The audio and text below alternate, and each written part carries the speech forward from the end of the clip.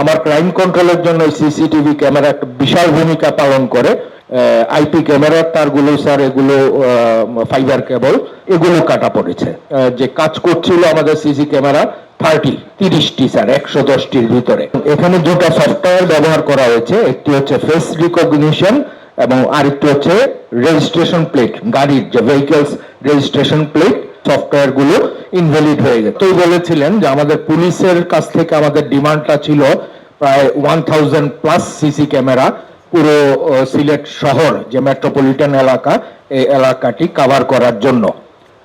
But এইখানে sir পরবর্তীতে যে জিনিসটি হয়েছে স্যার, আইসিটি মিনিস্ট্রি এবং A2I প্রধানমন্ত্রীর কার্যালয়, এই দুটি সংস্থার স্যার যৌথ উদ্যোগে ডিজিটাল সিলেট সিটি প্রকল্প হিসাবে এখানে 110টি পয়েন্টে 110টি সিসিটিভি ক্যামেরা স্থাপন করা হয়েছে। এর ভিতরে স্যার কয়েকটি সিসিটিভি ক্যামেরা যেগুলো আছে এগুলো আইপি বেসড পিটিজেড ক্যামেরা বলে, এগুলো অনেক এক্সপেন্সিভ। আর কিছু আছে স্যার বুলেট টাইপ। এবং এখানে দুটো সফটওয়্যার ব্যবহার করা হয়েছে, একটি হচ্ছে ফেস রিকগনিশন এবং আরেকটি হচ্ছে রেজিস্ট্রেশন প্লেট, গাড়ির যে ভেহিকলস রেজিস্ট্রেশন প্লেট, এই দুটো রিকগনিশন, এই ক্যামেরাগুলো রিকগনাইজ করতে পারে থ্রু সফটওয়্যার। এবং স্যার আমি এখানে পুলিশ কমিশনার হিসাবে জয়েন করার কিছুদিন পরেই স্যার ভেন্ডর যারা এই কাজটি করেছে স্যার, তাদের কাছ থেকে প্রস্তাব এসেছে এই জিনিসগুলো আমাদেরকে বুঝে নেওয়ার জন্য, আমাদের কাছে হ্যান্ড ওভার করার জন্য।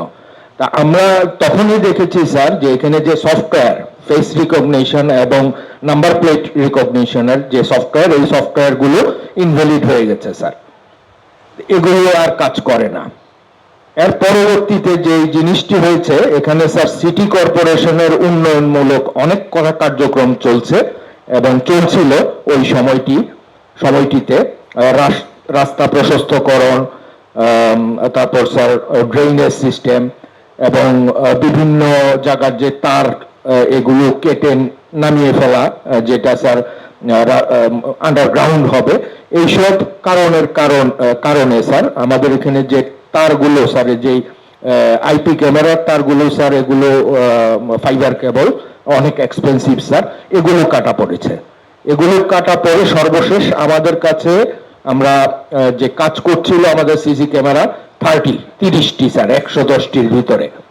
পরবর্তীতে স্যার আমরা অফিসিয়ালি এটা বুঝে নেইনি, আমরা স্যার চিঠি লিখেছি, আমরা স্যার পুলিশ হেডকোয়ার্টার্সের থ্রুতে আমাদেরকে চিঠি লিখতে হয়, কিন্তু এখানে স্যার আমি একটু বাইপাস করে পুলিশ হেডকোয়ার্টার্সকে একটু বাইপাস করে আমরা সরাসরি আইসিটি মিনিস্ট্রির সাথে যোগাযোগ করেছিলাম। তো ওনারাও স্যার বিভিন্ন জায়গায় আমাদের পুলিশ হেডকোয়ার্টার্সেও চিঠি দিয়েছিল একটা বাজেট বরাদ্দ করার জন্য, কিন্তু স্যার এই বাজেটটি আমাদের এখন পর্যন্ত বরাদ্দ হয় নাই। ইতোমধ্যে স্যার একটি বিভাগীয় সমন্বয় সভায় স্যার মাননীয় বিভাগীয় কমিশনার মহোদয় যেটা বলেছেন, একটি বোধহয় সভা হয়েছিল, ওই সভায় মাননীয় আইসিটি সচিব জিয়া স্যার উনি বলেছেন যে এইটার মেইনটেনেন্সের ব্যাপারটি, যেহেতু পুলিশের বাজেট নাই, ওনাদের স্যার এই প্রজেক্টের বাজেটও নাই, সুতরাং সিটি কর্পোরেশনের মেয়র যেন এইটির যে এক্সপেন্সটি এইটি বিয়ার করেন। আমার কাছে স্যার এই পর্যন্তই স্যার আপডেট। আর ইতোমধ্যে স্যার আমরা যেহেতু আমার ক্রাইম কন্ট্রোলের জন্য সিসিটিভি ক্যামেরা একটা বিশাল ভূমিকা পালন করে, আমি পার্সোনালি স্যার এখানে দুটো মেশিন লাগে, একটি হচ্ছে স্যার স্প্লাইসার মেশিন তার জোড়া দেওয়ার জন্য, ডিজিটাল মেশিন এটা, আর একটা OTDR বলে স্যার, কোথায় এই তারটা কাটা পড়লো এটা দেখার জন্য, এটা আমি একদম পার্সোনালি আমি এটা ক্রয় করে নিয়েছি। এবং আমার যে টিম আছে এই টিম স্যার এখন এই আরো 21টি ক্যামেরা স্যার এই পর্যন্ত আজকে পর্যন্ত তারা আপ করতে পেরেছে। এখন আমরা 110টির ভিতরে 51টি ক্যামেরা স্যার সচল আছে, আর বাকিগুলো স্যার আমরা পর্যায়ক্রমে করব। কিন্তু ওই তার যেগুলো স্যার এটা খুব এক্সপেন্সিভ তার, ফাইবার কেবল এবং 6 কোরের ফাইবার কেবল, সেটা স্যার কেনার মতন বাজেট আমাদের নাই স্যার। তা আমরা সিটি কর্পোরেশনকে অনুরোধ করছি বারবার যে এই তারগুলো যেগুলো ওনারা অন্তত পক্ষে কেটে ফেলেছেন এগুলো যেন আমাদেরকে দেন, আমরা তাহলে আরো কিছু ক্যামেরা আপ করতে পারবো।